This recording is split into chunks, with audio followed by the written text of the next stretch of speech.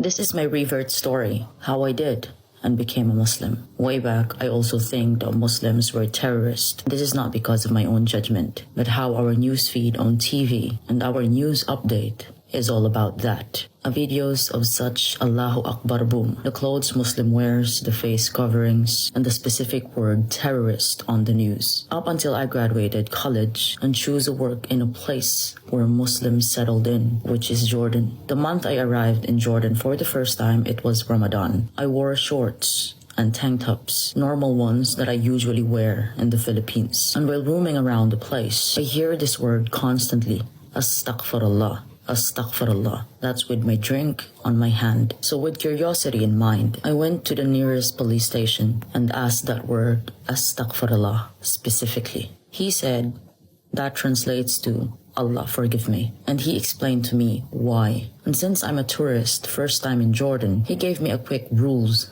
of Islam and told me it's month of fasting, which is Ramadan, and there's no food and drink allowed publicly, and also mentions the clothes that I wore, but it is not appropriate. The next day, I went walking again, but with friends, this time with loose pants and loose shirt. Not drinking and not eating. And I was standing next to a mosque, and there's this huge speaker that I hear, the ones for calling of prayers, which is the Adhan, and all the people rush to go in there. So I just watched them till the end of what they were doing inside. Then I haven't noticed, I get tears on my eyes.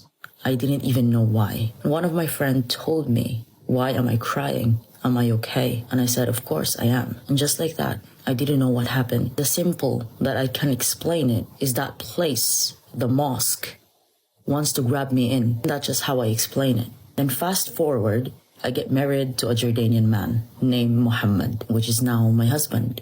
Alhamdulillah. His brother named Ibrahim gifted me a Quran with English translation, and that's on a color green. I read it and finish all the chapter, cover to cover. A couple of months later, I read the Quran again. And I don't know why I do that, but I just loving reading that book. Like that book talks to you. Or maybe it's just me. And after a couple of weeks, I asked my husband how to be a Muslim. He was flabbergasted and kissed me on my forehead. We both recite the Shahada, Ashhadu anna ilaha illallah wa ashhadu anna Muhammad Rasulullah. My tears won't stop. I didn't even understand it. I wasn't sad. I wasn't on my period. I was joyful and happy. But I don't know why my tears keeps falling. Never felt that way, to be honest. And the rest is history. I started reading it as part of my routine, highlighted every favorite verses, and search about something I don't quietly understand yet. Sometimes listening to imams, usually the recitations in Arabic. After a couple of days, I practiced praying in Arabic, written everything what I have to say, and that's on the wall where I used to pray, till I memorize it and no longer need notes. I lead prayers now with my family whenever my husband is at work, and started to look more in Quran, especially the wisdom and the teachings from it, and that includes numerology. And by that, it became a routine and create a content about it. I am just so amazed not to share it, and spreading the teachings of Islam as how it inspires me. Alhamdulillah. Assalamu alaikum. A numerical phenomenon and the golden ratio in the entire Quran that makes my mind blown about it. Every chapter of the Quran has two mathematical values, which is the order number and the verse number. When the order number and the verse number added together, it form a total numerical value of the chapter. In numerical values of all the chapters, some numbers are repeated, while others are unique and don't repeat themselves. The sum of the chapter values that are repeated is 7,906, and the sum of the chapter values that are unique is 4,885. When 7,906 divided by 4,885, the result is 1.618. The golden ratio of 1.618 is considered an irrational number, meaning it has an infinite number of non-repeating digits, especially after its decimal point, and cannot be precisely counted. Now let's turn that to chapter 16:18. In this chapter,